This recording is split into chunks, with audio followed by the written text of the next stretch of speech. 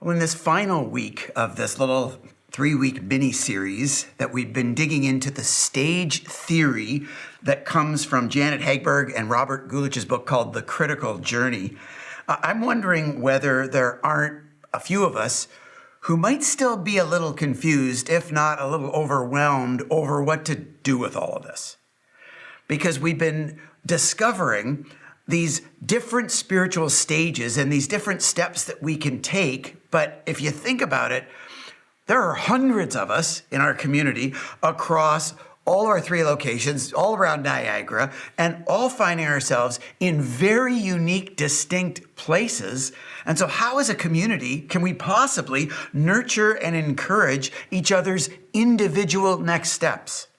I mean, some of us may wonder whether spiritual growth in communities like the Hunger Games, where you've just got to fend for yourself and tooth and claw and plow your own way forward, or is there a way where we together as a church family, together as a community, can support one another's growth, even though every single one of us finds ourselves in a very unique and personal place? Well, that's a question we want to consider today as we wrap things up.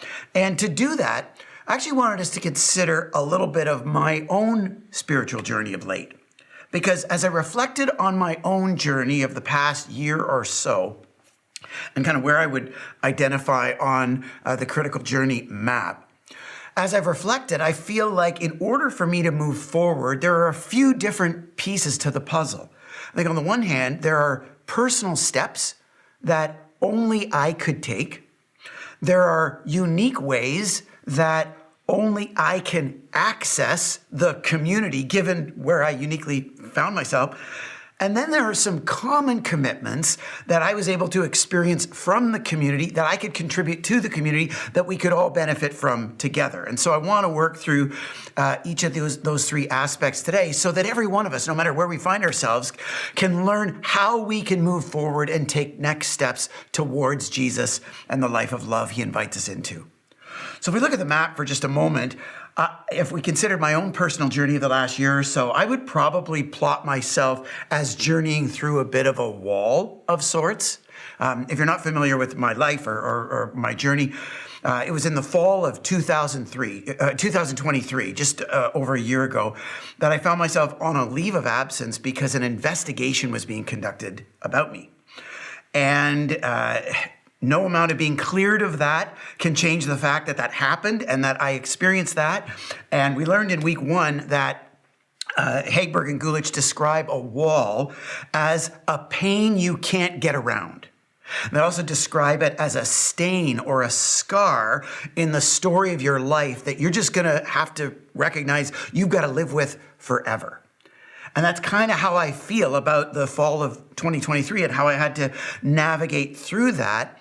And yet, as I reflected on that, I realized that there were actually, for starters, there were some steps that I tried to take to continue to move forward in my spiritual journey that in hindsight, only I could have taken. No one could have taken them for me.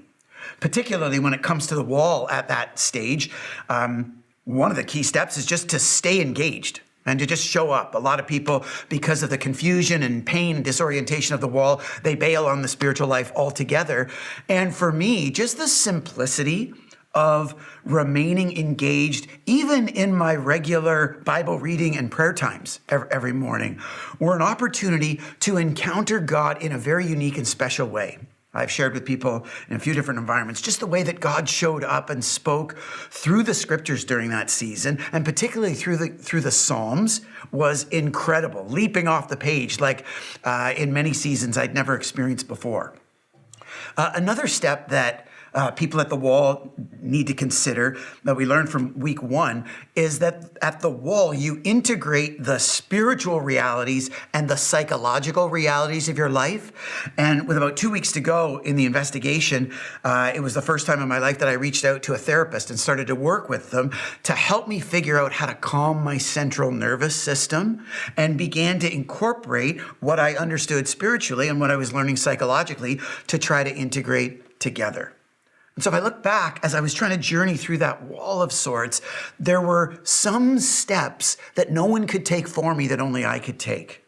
And that's true of all of the stages of faith development. If we consider, for example, stage one, the stage one, which is called the recognition of God, is all about trying to gain awareness of this new spiritual awakening that you've experienced. And so to gain that awareness, only you can take steps in the direction of gaining that awareness. So reading the Bible for the first time, or reading books that are introductory about Christianity and faith and things, or reflecting on the words of worship songs can really help you gain some of that familiarity, as well as potentially reaching out to find a friend or a mentor or a guide to kind of steer your early development so that you can gain the awareness that's critical at stage one. Stage two is similar in the sense that it's all about learning. It's called the life of discipleship.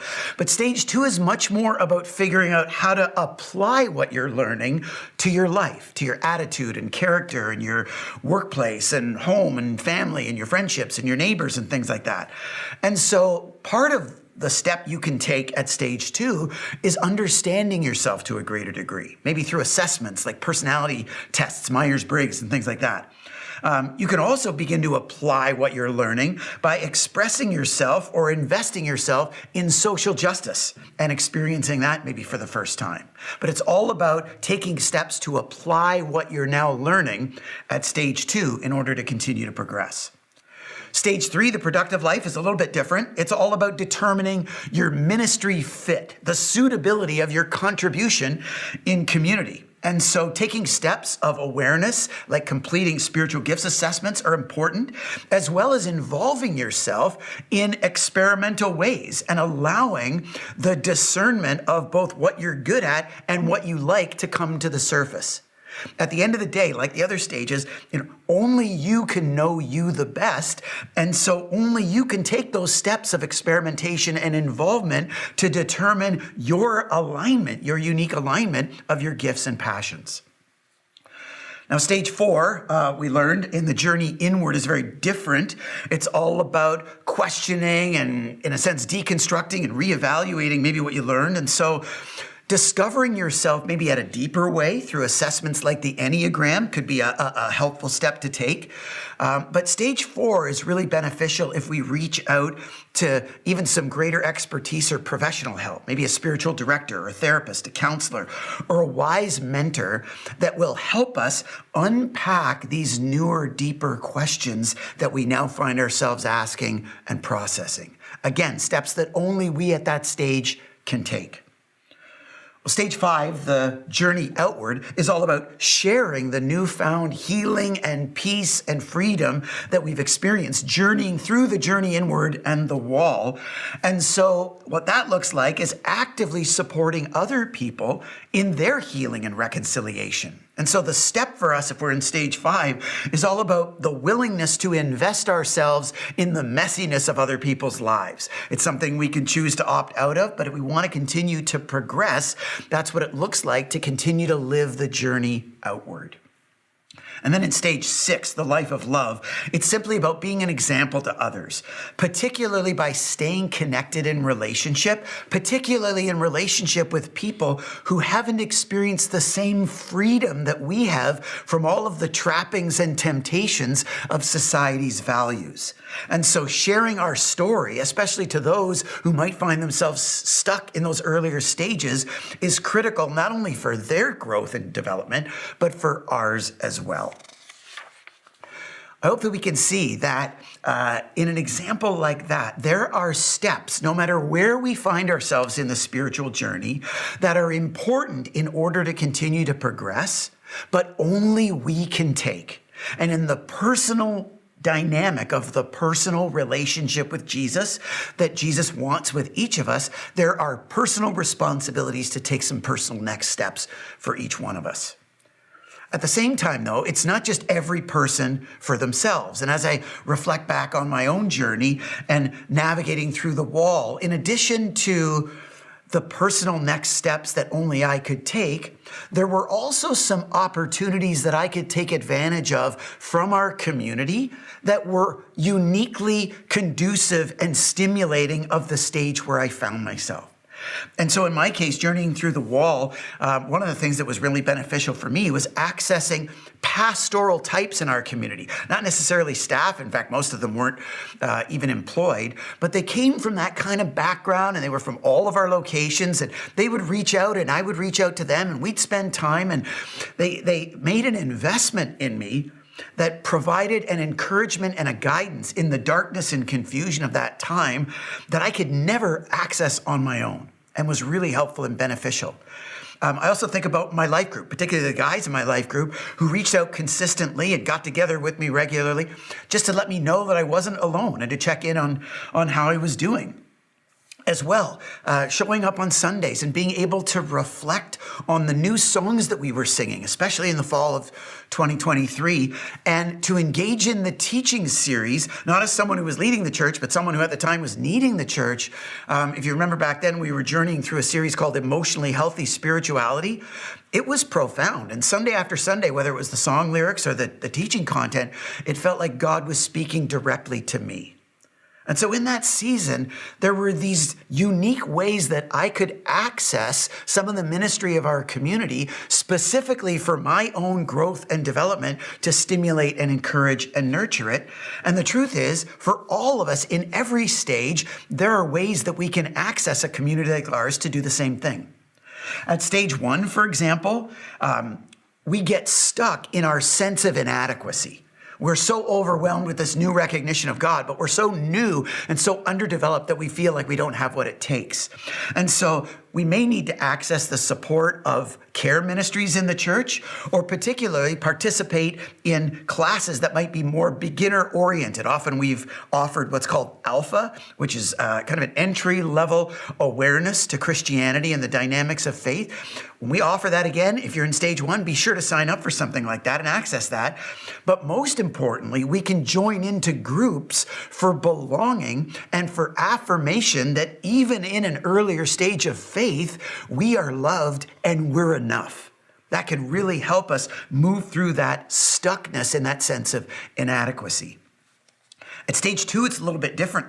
As we're learning and we try to start applying what we're learning, we find ourselves stuck in our insecurity, that we don't know enough, or we're not good enough, or perfect enough, or we haven't applied enough. And so to certainly access greater knowledge through studies of the Bible, either in our large group, Sunday services, or in smaller group environments, or workshops, or classes, or short-term groups, can be really helpful.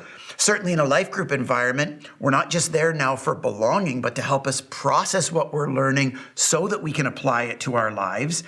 And then we could also leverage the devotional materials and the spiritual practices that a community like ours makes available and encourages in us, so that we can be applying and processing what we're learning to a greater degree. It can help us get a greater degree of groundedness and rootedness to deal with that sense of stuckness and inadequacy that is so common at stage 2. At stage 3, it's all about determining our gift fit and our suitability. And so accessing spiritual gifts assessments is important. You can reach out to us if you want to do that today. But also involving ourselves and taking leadership responsibility is important. And so take advantage of the opportunities that a church like ours provides.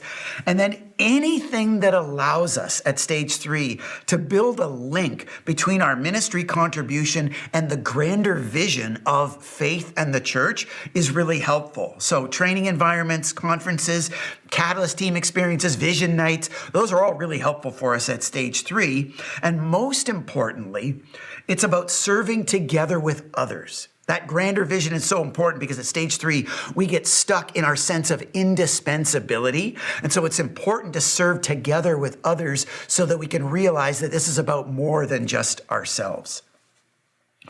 Stage 4, again, is all about processing those deeper questions in the inward journey. And so accessing any environment that a community will create or provide to ask questions is helpful. You can leverage your life group if your life group is safe to ask those more provocative questions. But often we can discover specific classes where we can get like-minded, like-seasoned people who are asking the same kind of questions to experience a sense of camaraderie like we're not alone. Stage 4 is all about avoiding or getting unstuck in our inactivity. And so it's important to stay engaged and participate even in the reflection exercises or the environments that the church creates that allows us to do more reflection combined with prayer. All of that's important to stay unstuck in our inactivity. Stage 5, again, is about sharing our newfound freedom and healing and groundedness and becoming a bit more of a guide for others. And so if we can access the opportunities to maybe be a leader of a life group or a workshop teacher leading a class or an individual guide or personal mentor, that can be helpful. As well, engaging more fully in compassion and justice becomes extra stimulating in our spiritual development at stage 5. The important thing at stage 5 is to remember that we get stuck in our isolation, where the inactivity of stage 4 and wrestling through the wall can get us isolated. We need to re-engage in community, even if it's to share our experience with others. And then at stage 6, again, it's all about just providing our wisdom and encouraging people in now the freedom and counter-cultural values that we're far more embracing. And so that can happen in a community like ours, both in formal wisdom-sharing ways and leadership positions, but also informally, just life on life, organically in community. And especially in areas like compassion and justice, if we can involve ourselves in environments that allow us to lavish love and live sacrificially, it'll help us feel a little bit more normalized.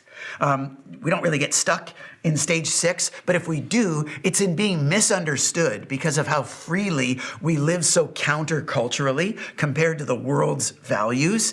And so if we can find environments where we can live sacrificially with others and just lavish love, it can help us to get unstuck from feeling misunderstood. So I hope we can experience again that there are not just personal steps that each of us on our own can take depending on where we find ourselves in the spiritual journey, but also unique ways that we can access the supports of our community, given where we find ourselves in a stage 3 model like the critical journey.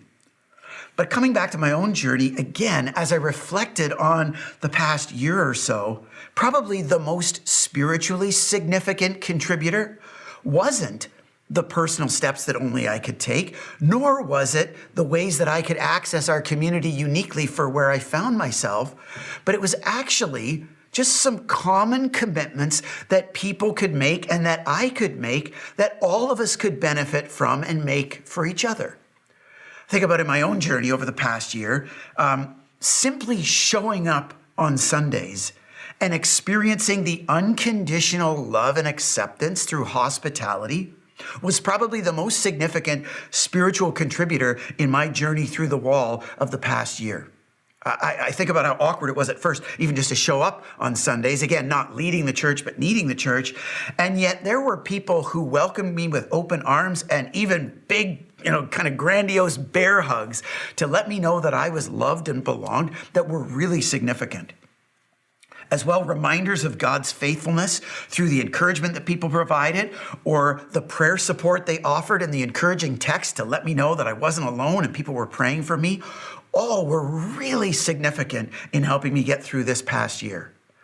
But as I think about that and think about the other stages of the critical journey, I think, couldn't we all benefit from those kinds of things?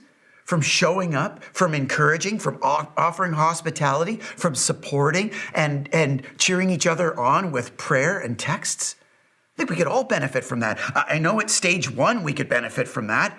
At stage 1, if we're wrestling with the insecurity and the sense of inadequacy, certainly the hospitality and the welcoming arms of a community of Jesus followers to let us know that we belong is significant. I think about at stage 2. It's a little bit different, but at stage 2, when we're applying what we're learning to our lives, the encouragement and the motivation to keep going and to keep applying to live that increasingly transformed life can really help. At stage 3, we can certainly benefit from the encouragement of one another. Obviously, it takes a little bit different form because in the productive life, what we can benefit from is affirmation that we're actually making a difference and appreciation and gratitude that our contribution is actually being noticed. But again, that's a gift that we can all give each other.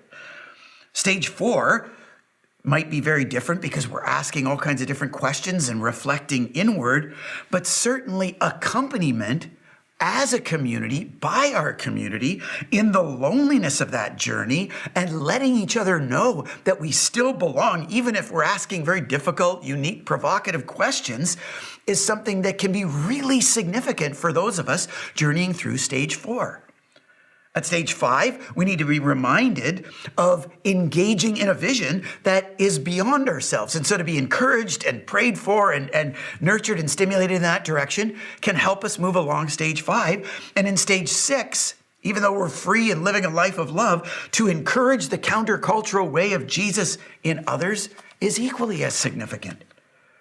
And so I reflected on that and thought, in addition to the personal steps that we can all take, and the unique ways that we can access a community like ours, these common commitments are arguably the most significant contributors to every one of us, no matter where we find ourselves, and made me wonder, couldn't we all make more of a commitment to level up on those common commitments to encourage and stimulate each other's journey to a greater degree?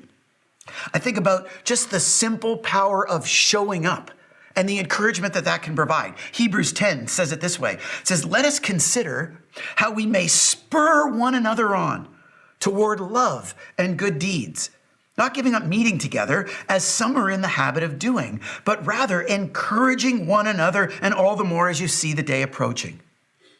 What if instead of adopting society's growing definition of a regular church attender being defined as once a month, what if we showed up more regularly? Anytime we're in town, we're going to get out of bed and we're going to show up just to be there for one another, to receive that presence, to provide that strength, to give that encouragement, to receive that hospitality, and to gain the strength of our presence of just showing up for one another. Similarly, what if we committed to leveling up our prayer for one another, like we were considering earlier in the spiritual practice today?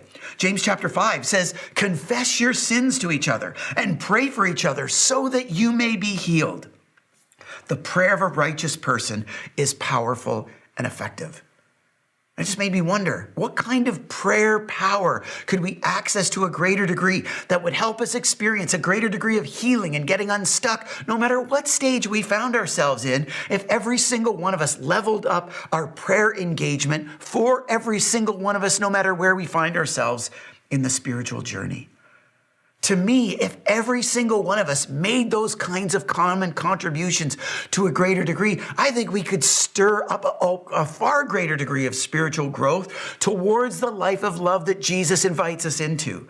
And that, friends, is actually the vision that the Bible paints for us as a community, being the church together. Look at what it says in Ephesians 4. It says there that Jesus makes the whole body, the whole church, fit together perfectly, even though we're all different and unique.